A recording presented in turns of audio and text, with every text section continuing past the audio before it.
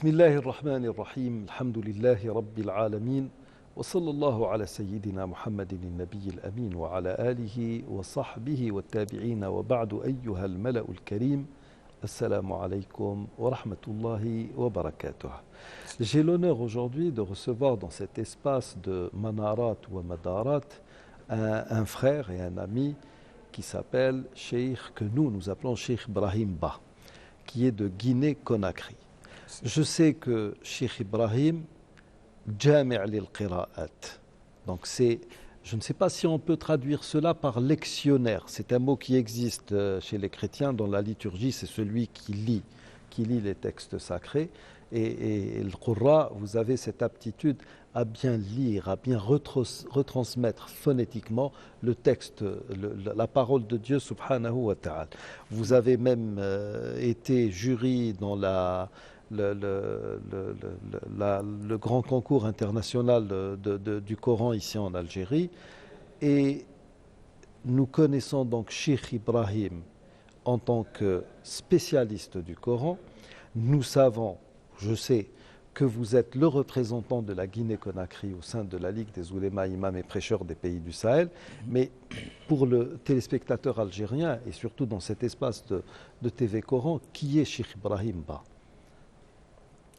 Bismillah ar-Rahman ar-Rahim, alhamdulillah, wa salatu wa salamu ala rasulillah wa ala alihi wa sahbihi ajma'in, wa ba'du, assalamu alaikum wa rahmatullah wa barakatuh. Wa alaykum salam.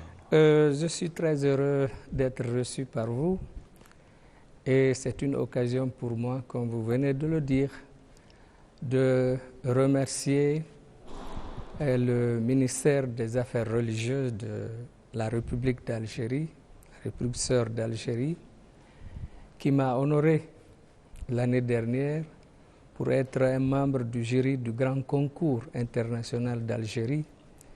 Donc j'ai participé à ce grand concours comme membre du jury et c'est un honneur pour moi. Donc je remercie non seulement le ministre algérien des Affaires religieuses, mais à travers lui tout le peuple algérien, pourquoi pas le cher président qui a signé notre diplôme de participation en tant que membre du jury. Donc je suis Ba Ibrahima Ousmane. Ousmane, c'est le nom de mon père.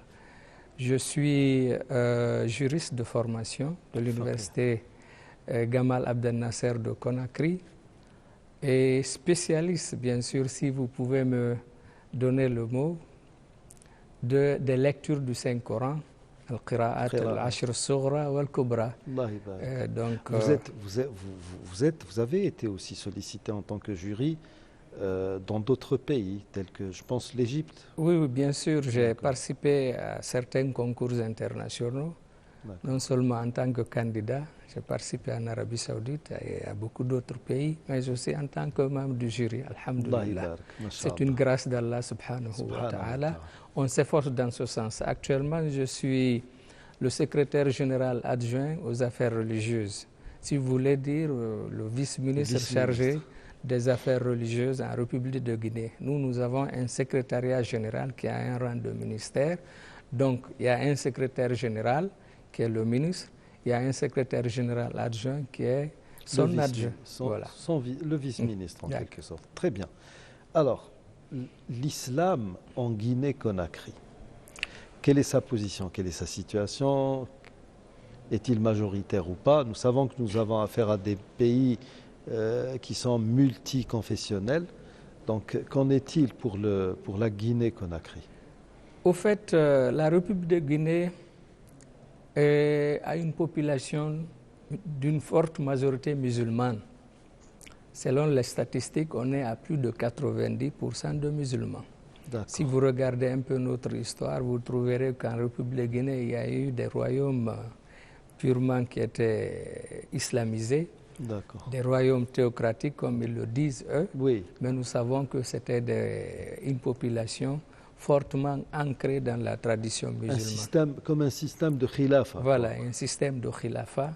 Donc dans tout le pays, et puis qui se rattachait aussi à l'Empire mandin, comme vous le savez, qui se rattache à l'Empire Sonrai, à l'Empire du Ghana, ainsi de suite. L'Empire mandin, juste pour rappeler justement à nos téléspectateurs ici en Algérie, nous sommes en train de parler pratiquement du grand royaume du Mali. Oui. Donc avec cette fameuse charte qui s'inspire de l'islam, qui était la charte du mandin de Soundiata Keïta. C'est vrai. 1222, l'une des plus... Après le pacte de Médine et le pacte omarien, c'est l'une des plus grandes chartes humaines. On dit que c'est celle qui respectait le plus les droits de l'homme et elle s'inspirait de l'islam. Bien sûr. Donc il y a une sorte de prolongement, un imtidad de cette tradition dans votre pays. Voilà, donc vous savez, par la force des choses, l'histoire nous a montré que ces pays-là ont été colonisés. 60 ans de colonisation, un peu désorganisée, mais depuis aussi l'indépendance en 1958, les musulmans se sont vus fortement reprendre les rênes du pouvoir dans leur pays et l'islam a toujours occupé une place de choix dans la gestion étatique du pays. Puisque nous sommes l'un des rares pays où l'islam a eu un département spécial qui s'occupe de lui depuis les années 75. D'accord. À nos jours, ce département existe. Il a été un conseil islamique national qui avait le rang de ministère, ou bien un ministère des affaires islamiques, ensuite le ministère des affaires religieuses, secrétariat général de la Ligue islamique nationale, et actuellement nous sommes un secrétariat général des affaires religieuses.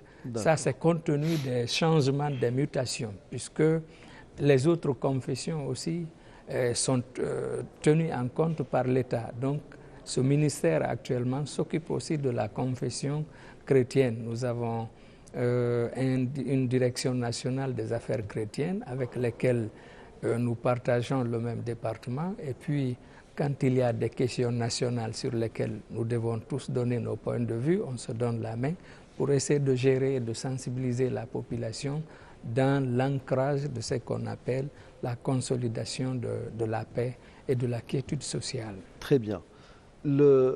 Cet islam de la Guinée-Conakry, quelles sont ses sources quelles sont ses inspirations? D'accord. Comment est-il entré là-bas? L'islam en Guinée s'inspire du mazhab malikite, comme vous le savez.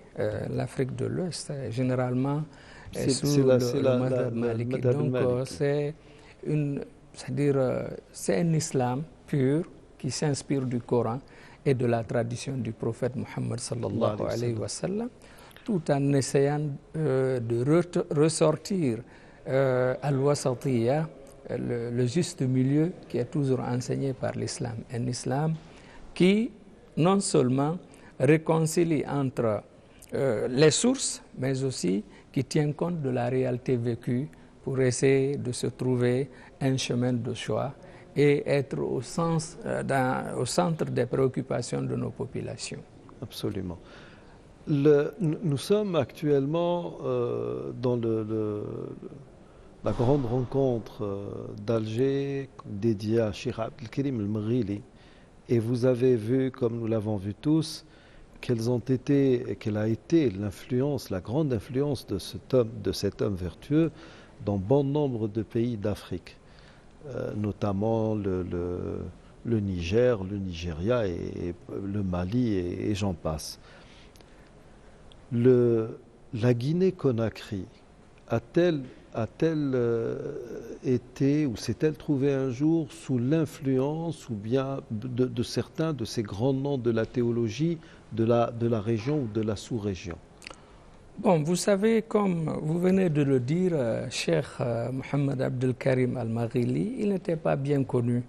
Mais je crois que c'est un pas à encourager et un pas à suivre lorsque on essaye en Afrique aussi de rechercher nos références culturelles et nos références culturelles qui sont des Africains et puis qui ont influencé la compréhension saine de l'islam dans les autres pays. Et donc, c'est une occasion pour moi de remercier tous ceux qui ont pensé et ont réalisé cette grande rencontre sur ce grand cheikh. Aujourd'hui, quand on parle de Imam al-Suyuti, il est connu.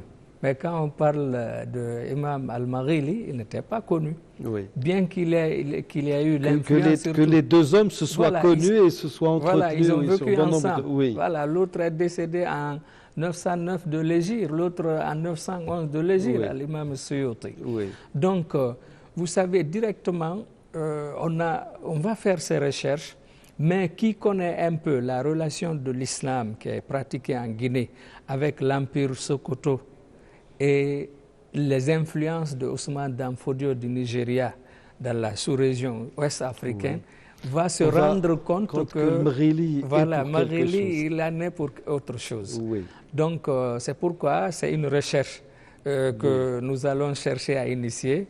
Et on va y mettre des gens qui sont spécialistes en histoire et en islam pour essayer de retrouver ces traces.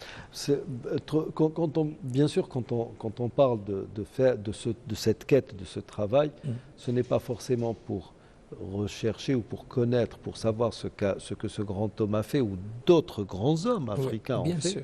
C'est beaucoup plus pour essayer de rétablir tous ces pans de fraternité qui ont existé entre le Nord et le Sud africain. Voilà. Parlons de l'Afrique. Cheikh Ibrahim, vous êtes membre de la Ligue des oulémas des pays du Sahel, qui travaille essentiellement dans le traitement de la question de la radicalisation religieuse et de l'extrémisme violent. Où en est la Guinée avec ce fléau qui ne cesse de prendre de l'ampleur? Et qu'est-ce qui est fait pour l'éradiquer? Bon, le fait d'être un membre, bien sûr, de cette Ligue bénie, c'est une fierté pour moi. Voilà, parce que vraiment, depuis que j'ai intégré cette Ligue, j'ai beaucoup appris. Et alhamdoulilah, on est en train de faire aussi des efforts pour montrer l'exemple de la Guinée sur la question de la radicalisation et quelles sont les solutions à apporter aux gens. Aujourd'hui, la Ligue est connue à travers les activités que nous avons faites. Vous savez, on a organisé un atelier là-bas auquel on a appelé toutes les sensibilités musulmanes du pays et les grands érudits. Et aujourd'hui, il y a un effort quand même allant dans ce sens. Aujourd'hui, pour nous, le radicalisme n'est pas un phénomène. Mais comme vous savez que généralement ça vient des idées, et tout ce qui se passe sur le plan international a des répercussions sur le plan interne. Et Inch'Allah, on est en train de faire, puisque comme je vous l'ai dit, l'islam était organisé, ça fait très longtemps dans notre pays. Il y a des références et puis il y a une autorité régulatrice de tout ce qui est culte, de tout ce qui est compréhension. Donc, et il y a une tutelle qui est exercée sur tout le monde. Et puis voilà, chaque fois que nous sentons des positions d'intolérance, on essaie de rapprocher les gens pour les remettre sur la voie qui puisse être profitable à tout le monde. Et à travers les idées que nous apprenons, à travers les ateliers, les expériences acquises à travers nos différentes rencontres, on essaie de les faire vulgariser, réadapter à la situation, réadapter à notre situation.